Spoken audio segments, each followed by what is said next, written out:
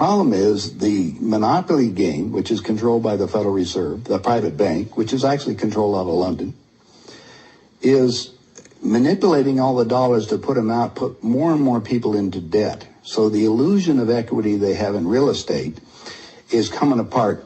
The players that are analyzing everything are expecting massive foreclosures next year and the beginning of what we call the recession it's going to be worse than 29.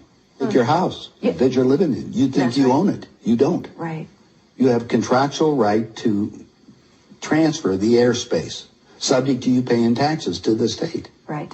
Or the Global 2000 discussions that we had. The real problem that they have, as Kissinger says, is there are just too many people on the planet. And 40% of the world, 2 billion of us, exist on less than $2 a day.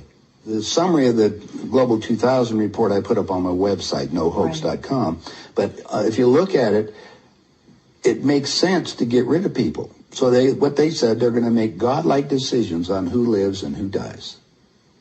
Now, obviously, some of the meetings we sat on, we were planning on using neutron bombs on the major cities, because that contains most of what they call... You actually heard this? I sat in on the meetings. I was in the game big time. In fact, I was making such a mess, they decided rather than kill me, which they could, they just invited me into the inner group and asked me to be the finance chairman. And at that point, I probably would have been in, Secretary of the Treasury or something, whatever they wanted to do with me.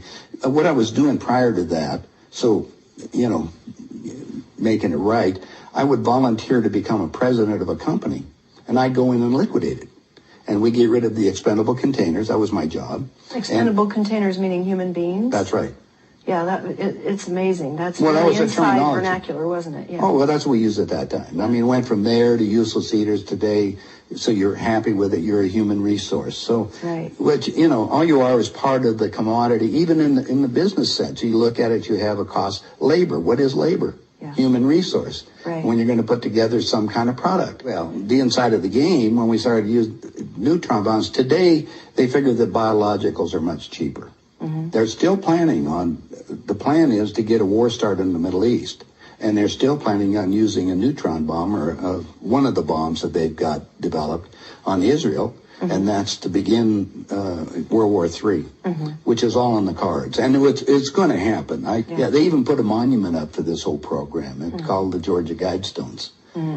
Outside of Atlanta, know. And they've got it all set down there. It's all in 8 languages. Basically, it's fait accompli as far as they're concerned. It's just to get the thing going in the Middle East, and it's not going fast enough. I mean, Carter put this thing in, so we have the Plan 2000 with the war starting in the year 2000 in the Middle East. Right. Reduce the population of the planet down to 500 million, have one world currency under the Homeland Security, or FEMA, if you want to call it. They're going to declare an emergency, which are going to shut down everything. My friends, my CIA associates, I don't even call them friends anymore. CIA is crooks in action. Yeah. They're all professional liars. Yeah. I mean, they got to be if they have that job. Yeah.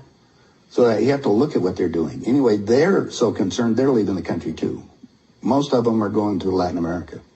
Meanwhile, they're closing in every day right now, just closing in to make it so we're going to be set up in these enemy prisoner war camps. I published a book. It's called Chaos in America. Mm-hmm. In it, I was asked to build an enemy prisoner war camp. I put the contract in this book.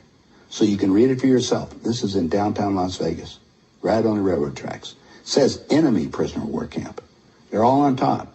And they're building them all the way across the United States right now. Bush signed an executive order taking the old forts and the army places that we shut down to get those organized to hold the so-called dissidents. Now, what's the definition of a dissident? And the problem is that we're going to enslave ourselves because most of the people want to keep having food coming in, and you're going to follow the line. You're just walking yourself into your own prison camp. Then we're going to come down to the extermination, just like World War II. Right. Well, Phil and I have lectured together. I know Phil Snyder. He's dead now. Yeah, I know he's dead. And so what about what he was saying about the number of bases at that time? I think it was 129 bases before he died. Underground had already been built. Is that all for the elite? Yeah. Really? What are they going to do with the rest of the people? They just get rid of them, leave them above ground and be radiated. Now, my son happens to be a nuclear physicist. Mm-hmm. Spent the last 3.5 years in a secret city in Russia. They're about 12 years ahead of us. They have 22,000 nuclear warheads. And of course, we're the target. The Soviets have 3 nuclear submarines on the west coast and 3 on the east coast. They're about 2 football fields in length, 5 stories tall, and they all are nuclear power and aimed at our major cities. West Coast gone. Well, because the plan is the northern hemisphere is where they're going to release the nuclear bombs, and the theory was that the winds from the North Pole that are coming down, because that's increasing drastically, will go to the equator, and there will be very little spillover because of the reverse of the winds, because of the southern hemisphere. Okay. So therefore, the nuclear radiation here will be a lot more than the southern hemisphere. And this is a fait accompli, you believe? Oh, they think so. Oh, yeah, they think they've won. That's the reason why they don't bother about me talking about it. They don't care whether you know or not. What are you going to do about it? And you have no idea what China is until you go over there for yourself. With 1,300,000,000, you understand, almost, well, a little over 4 times our population. Right. It's, I spent some time over there and I had some government friends. They think what they're going to do is let the West go have its fight. And then they want to clean up. They say it's been 5,000 years. We want to run the world when they get through. And what they're doing? Acquiring all the assets. They figure that Canada and the United States, the property there will, the food growing areas will be enough to take care of their people. And that's what they're looking at. Why are they? I mean, they bought so oil. the U.S. will become a resource. Yeah. Whatever's left of it. Whatever's left of it, yeah. You seem to be in a unique position to be able to put a fair amount of this together, which is quite interesting. Well, I walked my talk. I played the game. You played the game. You know one level of it. And I know. I used to play around with the world leaders, so I know what they're planning on doing. What change of heart? What happened in you that made you decide to share this information that happens at the inside levels? Well, it come back to a moral situation that happened to me, I think. When I flew to Aspen, I brought my 2 daughters up there so they could go skiing. And when I was invited to this meeting, when I walked into the room, the world leaders were there, and that's when they asked me to be the finance chairman. As they said, we'd like you to be the finance chairman for the next president of the United States. And the first thing I asked is, why me? And they said, well, we owe you a favor. Remember, I told you I volunteered to be president of the companies as I went down. And then you'd liquidate, yeah. I didn't charge them anything for it. It was just a game. I see. And anyway, that's what they said. So I thought you'd be good on the team, yeah. Yeah, I'd be a team player. I just did it because it was, another one of these things. So next thing I asked them, I said, well, wait a minute. I just started this $100 million project. And they said, don't worry about it. We'll put it on ice. And I said, okay, who with? And I said, well, you can do that.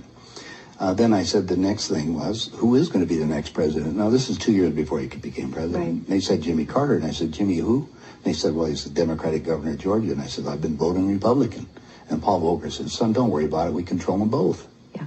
And I said, well, I got the next question is, what does a finance chairman do? Yeah. I haven't been doing that. I've been playing all this other stuff. They said, will you sit down with Ted? And so I sat over with Ted Kennedy. He's sitting right next to me. And Ted and I are, he's just joking. He says, George, you're going to love this job. You're really good with money. We're going to send you out to all the state Democratic functions to raise money for the National Democratic Party. And he said, you're going to meet some real foxy ladies. And just then, my daughter walked in. Ted looked at her and he says, wow, I want to go to bed with that. I says, no, you don't, Ted. That's my daughter, and she's 14. And his response to me was, I don't care. I was livid. I really didn't know what to do. So it was that moment, that personal insult. That was part of it. Yeah. I got up, I walked across the room. Yeah. I then talked to Pierre Trudeau and his wife, who was the Prime Minister of Canada at that time. And I'm sitting in front of them was a little half cigar box full of white powder.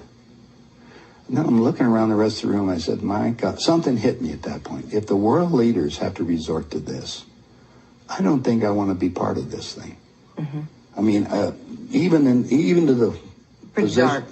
Even to the pollution and getting everything else they're talking about, getting rid of all the other people. I mean, I was raised in a packing house and slaughtering animals, and you get to the point where people are just animals at that level. And then I found out a little bit more about the details of the Plan 2000, of the annihilation of the entire planet. I said, I got to stop these people. There's something there. I mean, it's just, they got to be stopped.